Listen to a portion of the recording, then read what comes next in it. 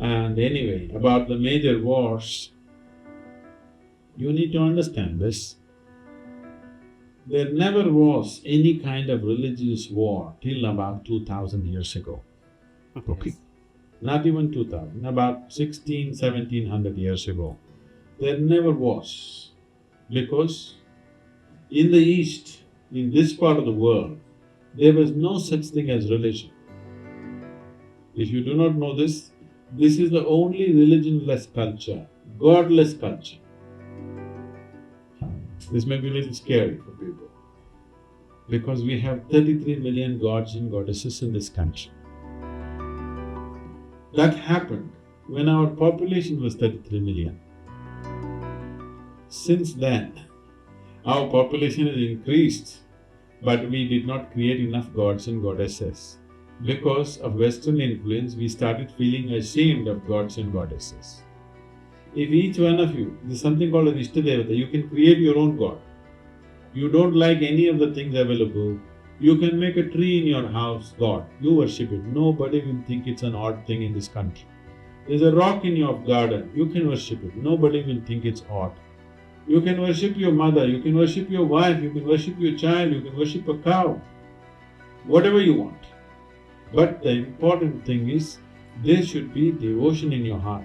Because if there is no devotion, with this much intelligence, this animal will go crazy. It needs devotion. Devotion means not about God, about you, isn't it?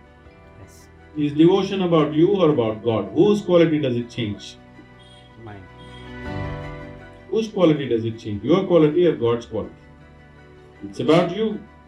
It's about transforming you into a certain level of sweetness which cannot be contaminated from outside. This is what devotion means. That you are devout means you have created a certain sweetness in your emotion which cannot be contaminated, which cannot be made bitter by somebody else. If you love this person, if this person gets against you, your love becomes poison, isn't it? Yes or no? Yes.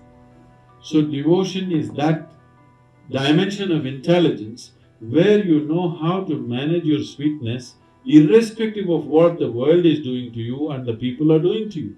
If you don't have this capability, you will not go very far in this world, isn't it? Imagine driving past a beautiful, peaceful temple, a place built for a quiet prayer, and then you see it on the stone walls written in thick, angry spray paint Hindustan Murdabad.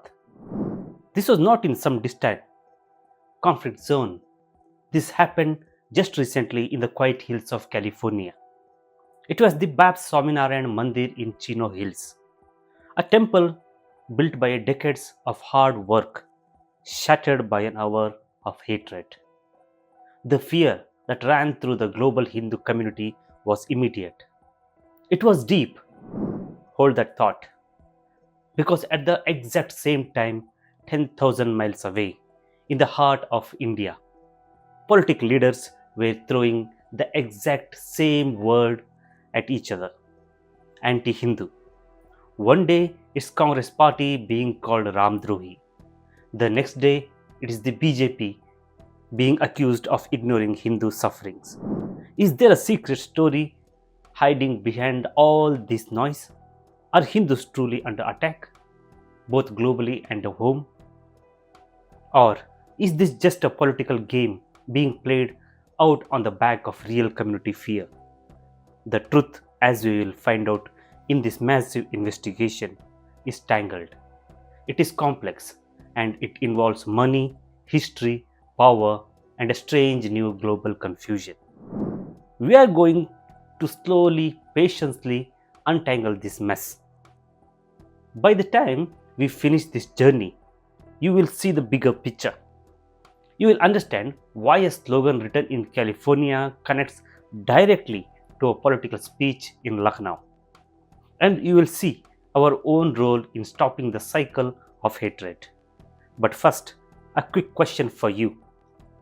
Do you think the attacks on temples abroad are planned and organized, or are they just random acts of vandalism? Choose one. and tell me why in the comments right now. This is crucial for what we will discuss later. Let's start with the hard facts. Across the world, a truly troubling pattern has emerged over the last 2 years. Hindu temples, from Toronto in Canada to Sydney in Australia to New York and California in the US, have been targeted. The attacks follow a very specific script. They are all damaged with anti-Hindu, anti-India or separatist slogans. The attack on the Baptist Swaminarayan Mandir in Chino Hills in March 2025 was the most shocking because of the words they use. Hindustan Murdabad, death to India, death to Hindus. This is not just vandalism. This is a declaration of hate. We need to know who did this and why they chose this specific temple. This Baptist temple is known for its incredible community service. It's a place of peace. To target it means the goal was not just a property damage. The goal was to plant fear. Right alongside Hindustan Murdabad, the attackers painted anti-Modi slogans. They also painted pro-Khalistan messages. This tells us immediately that the crime is linked to a very specific political movement, one that often conflicts the modern Indian state with the Hindu religion itself. Now, hold this thought about Khalistan. In a few minutes, we will look at an old FBI report from 1990s that predicted the exact type of overseas targeting. What happened next is shocked even experts who wrote that report. This was not a one-time event. Remember, US Congress leaders, specifically 5 members of Indian origin, wrote a formal letter to the Justice Department. They used a very strong word, alarming. An alarming rise in hate crimes against Hindus. They noted that temple attacks from the east coast of New York all the way to California have created what they called increased shared fear among Hindu Americans. When lawmakers, people who usually deal in dry policy, start talking about increased shared fear, you know the situation is serious. The FBI data too confirms this. While anti-Hindu hate crimes are often grouped under broader categories, specific acts like graffiti, targeted vandalism, and even attacks on Indian consulates by organized groups have increased in recent years. One lawmaker had a powerful quote. He said, "These planned acts of hate need only a few actions to create a fear inside community." Think about that. Just a few well-placed attacks. It's a strategy. It's a psychological warfare designed to make an entire community feel pushed to the side, even in a country that promises freedom of religion. But wait, if this is happening globally, what about back home in India? If Hindus abroad are feeling this pressure, are Hindus in India also facing a wave of hate? This is where the picture gets really confusing. Because in India, the word anti-Hindu is less of a warning and more of a political weapon. It's thrown around like a grenade, designed to damage political rivals. Take the example of Congress leader Rahul Gandhi. When he made a comments about Ram, calling him a myth figure in the past, the reaction from their rival BJP was immediate and explosive. They did not just disagree, they called him a Ram Drohi, traitor to Ram, anti-Hindu. A viral satirical tweet summed up the shift. Rashtradrohi Congress, ab Ramdrohi Congress. Traitor to the nation, Congress is now traitor to Ram Congress. This shows how political strategies have perfectly linked patriotism, religion, and election fighting. And it's not just Rahul Gandhi. During recent election, BJP leader like Nitesh Rane attacked the Congress manifesto. He openly called Congress an anti-Hindu party, and he went further, calling them a B team of the Muslim League. The pattern is clear. In India's tense political space, accusing your rivals of Hinduphobia or anti-Hinduism has become the easiest way to win voters, or at least mobilize your base. It's a guaranteed emotional response. So we have a crucial question here. Is anti-Hindu just a political insult, something politicians invented for elections, or are there real, undeniable actions behind that label? The answer is deeply uncomfortable. It is the both, and separating the two is the hardest job we have today. This is the moment where many people drop off the video because they want a simple answer. But the simple answer is always the lie. Stay with me for the complex truth. Let's step back and look at the real data on community tensions. A recent report showed that India saw a huge rise, 84% in a community riots 2024. That is massive. And there is a surprise fact. 49 of the 59 riots were reported in states ruled by the BJP. In these short, sharp riots, both Hindus and Muslims lost their lives. But rights groups are quick to point out something important. Most of these were small, short-lived flare-ups, often during religious festivals like Ram Navami or Hanuman Jayanti. They were not large-scale, widespread violence like we saw decades ago. Now, let's bring in one of the most respected voices in the topic, Sadhguru. He pointed out something truly unexpected. He noted that in the last 10 years, India has seen no major community riots. Think about that statement. 10 years of relative large-scale calm. Sadhguru suggested that much of the talk about rising tolerance is actually a lot of heat on television, meaning the problem exists, yes, but the media and politicians are turning up the volume until it sounds like a civil war. In 2022, he gave an interview where he said something that may surprise you also. If you walk through any village or city in India today, he claimed, you will not see hate on the streets. You will see people living their lives. This is a vital point to hold on to. It shows that India's daily life, its festivals, its routine, mostly continues peacefully. Yes, there are terrible moments, flare-ups and problems areas. But 10 years of relative calm matters deeply. It changes the narrative from contrast, war to occasional, regional crisis. But still, we cannot ignore what does happen. And this is where we turn to a problem that many Hindus feel is a hidden form of a state-sanctioned anti-Hinduism. I'm talking about the control of temples. Many Hindus point out that in states like Tamil Nadu and Kerala, states often run by secular or communist parties, Hindu temples are often controlled directly by the government, and they are often left uncared for. Sadhguru has been the strongest voice against this. He said India looks secular only because most Hindu temples are in government hands, run by clerks and slowly ruined. 46,000 temples in one state. They are managed by the government department known as HR&CE. The Hindu Religious and Charitable Endorsement. The government controls the land, the income and the management. Sadhguru says these temples should be returned to the people. He argues that the state itself is showing a form of being anti-Hindu because it controls the temple and their money, treating them like a public cash cow while leaving them to decay.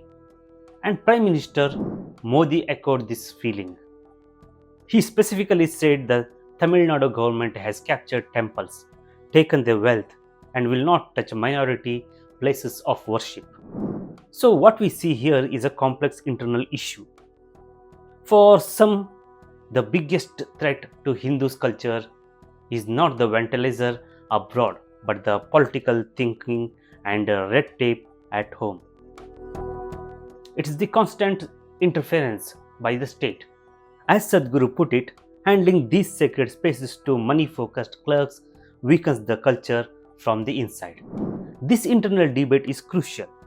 And if you believe the government should hand control of the temple back to the community, tell me why in the comments. Your answer helps to understand the direction of this debate. To truly understand the fear that drives this debate, we must zoom out. We need history because the current confusion is built on centuries of trauma. For centuries, Hindus ruled great kingdoms, but they also faced repeated brutal invasions. Then came the British rule. During that time, temple treasures were often taken to fund wars overseas. This is a suppressed historical fact. The British were interested in preservation. They were interested in revenue. After independence in 1950, when India became a republic, the anger continued. Many southern states took over the control of the temples using those HR and CE laws. This created massive anger among priests and devotees who felt their ancient rites were skipped away overnight. This feeling of being under siege is also heavily influenced by the event that still scares the collective memory: partition. In 1947 and again after the Bangladesh War in 1971, millions of Hindus were forced to flee. They left their homes, their temples, their ancestral lands in Pakistan and Bangladesh. This forced migration instilled a deep, almost genetic fear: the fear of vanishing. Today, the numbers tell a sad story. Hindus in Bangladesh are now only about 10% of the population, far less than before partition. This constant, slow erosion fueled the belief that the culture is truly under attack. And the fear is not just historical. In recent months, after political unrest in Bangladesh, we saw fresh waves of attack on Hindus there. Land was burned, idols were broken. A young Hindu man spoke anonymously about hiding in his shop as a mob, armed with machetes, destroyed everything he owned. This is real fear. This is physical danger. But there is where the truth gets layered. And we must be honest, this tragedy is heavily debated.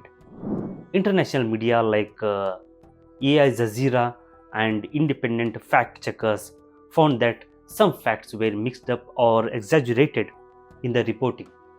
A few Hindu deaths in Bangladesh were linked to personal political disputes, not religious conflict.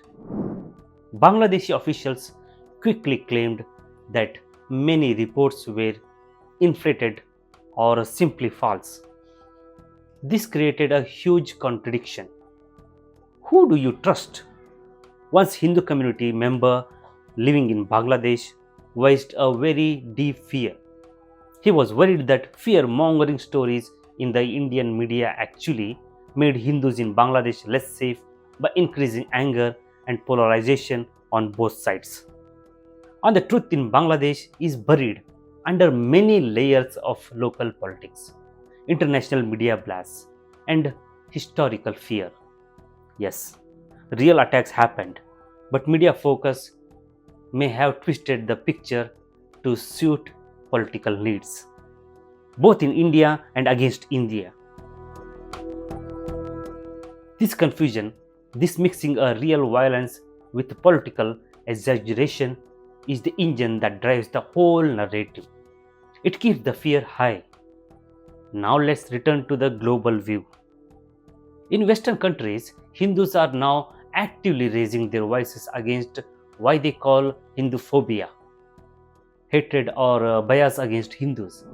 For years, Hindus in the US, UK, Canada, and Australia have carefully recorded temple damage, relentless online hate, and rising anti-Hindu acts.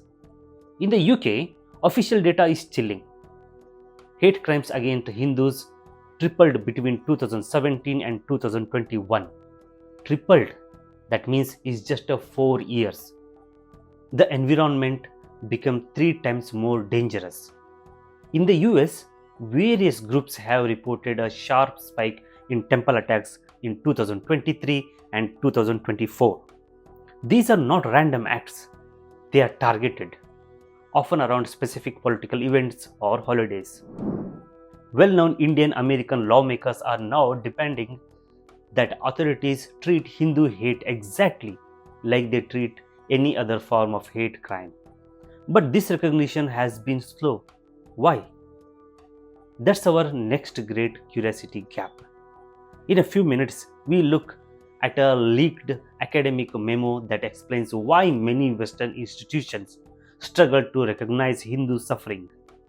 It's an intellectual blind spot that keeps the problem hidden. All this data, the attack abroad, the political insult at home, the historical fear, the data spike in the UK, it all paints a deeply complex picture. There are real, undeniable anti-Hindu acts, temple vandalism, short, violent riots during festivals, political name calling. At the same time, the stories clash. In India, the ruling party and many supporters feel their faith is constantly under threat. They promote a feeling of victimhood. But critics argue that the constant feeling of victimhood is deliberately used to hide unfair actions on the majority, or to stifle genuine criticism of government policies. They say the fear is manufactured. And what about abroad? We see a major division. Left-leaning media outlets often downplay genuine Hindu suffering, or worse, they immediately blame everything on Modi or Hindu nationalism. This narrative deeply upsets the average peace-loving Hindu American or Canadian who feels like their pain is being erased or dismissed as propaganda. Do you think the Western media accurately reports on anti-Hindu hate, or do they minimize it? Let me know your thoughts in the comment section below. This is where the debate gets heated. The loud voices on all sides, they demand action or even revenge. On college campuses, the debate is loud and anger. Some professors are accused of Hindu hate for comments made in class, focusing only on the caste system or historical violence. Meanwhile, activists demand this criticism, calling it necessary academic freedom. Think about that question for a second. How can a community feel deep fear and can be labeled an oppressor at the same time? This is central conflict of modern identity politics. It's confusing, it's stressful, it makes people like they are losing their minds. Online trolls have turned the internet into battlefield. Hashtag Hinduphobia trends when Hindus protest temple attacks, but immediately others use hashtag Hindu supremacist to label them as a right-wing extremist. The result?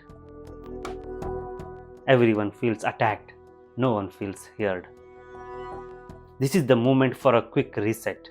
We have looked at the global hate, the political attacks, and the historical pain. But before we dive into the deepest philosophical answer, Sadhguru's simple but powerful solution, let's take a breath. The next part of this investigation is the most important. It's about how to break the cycle. Because facts alone won't save us. Wisdom might.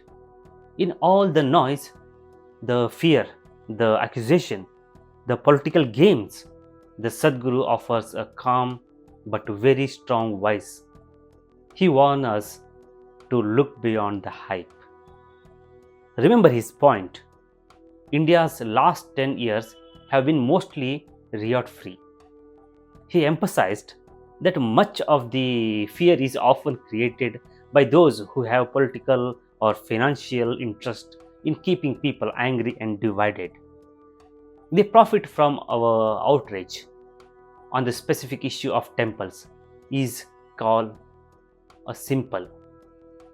Free them from politics. Give them back to the people. This is about restoring the sanctity of a culture, not winning an election. But he also focuses on a real danger that cannot be ignored: extremism. After the horrific Pahalgam terror attack, he was very clear. He urged fighting terrorists, those willing to kill for their God, with an iron hand and strong resolve. Sadhguru reminds us that anyone ready to kill for God must be stopped. It does not matter which group they belong to. Violence justified by faith must be met with powerful action. But his deeper, lasting message is about unity. He says the answer to division is not blame, it is connection. It is tying society together with strong positive bonds. How do we do that? He says we need equal education and equal chances for everyone. If young people feel they have no future, they will fall into extreme paths. Extremism is often rooted in hopelessness, not just ideology. Every violent belief must be defeated, but lasting peace is insist come from inclusion. He said this is a quote we should all remember. We must protect the strength of the nation and strong bonds among people of different backgrounds. He also gave specific advice to Hindus. Do not reply to hate with a hate. This is crucial. If someone throws a fire at you, you cannot throw more fire back. You only burn the world. Instead, he calls on the Hindu community to strengthen their culture by living it, not by blaming others, not by constant outrage, but by doing good work, by shining from strength, not fear. So, what is truly happening? After peeling back all these layers, the global attacks, the political theater, the historical wounds, the social media wars, what is the hidden truth? The hidden truth seems to be this: both sides are happening with a measure of truth and a measure of danger. There are real external forces spreading poison against Hindus. We cannot deny the extreme elements in nearby countries that cause real physical violence. But at the same time, at home, political games are running non-stop. Every statement, every mistake is immediately turned into a fear story, a reason to panic. This leads us to a deep split. Some Hindus hear constant warning. They see the history and they genuinely grow afraid of the future, of their faith. But others see the victim narrative as a powerful political tool designed by only to silence any form of criticism. They see it as unfair, and the media environment makes everything worse. Big media houses and academics, especially in the West, rarely talk about Hindus as victims. Even in clear cases like the temple attacks in California or the verified violence in Bangladesh, it is often ignored by or reformed. The result is utter confusion. Old historical pain is meeting modern hyper aggression politics. So, let's ask the hardest question of all. Why do so few powerful voices speak openly about Hindus being targeted? In the West, many Hindu leaders argue that governments don't seriously track anti Hindu hate. They don't see it as a protected category. In India, secular thinkers often focus only on majority violence. They fear that talking about Hindu fear will empower the ruling party, so they ignore the main pain of the majority. And the moment Hindu suffering is raised, even with clear evidence, it is often dismissed by critics as being propaganda for a political party. This creates a trap where genuine victims have no one to turn to. Sadhguru challenges this entire structure. He says it is absolutely unfair to cry about minorities abroad while ignoring the genuine fear felt by the majority at home.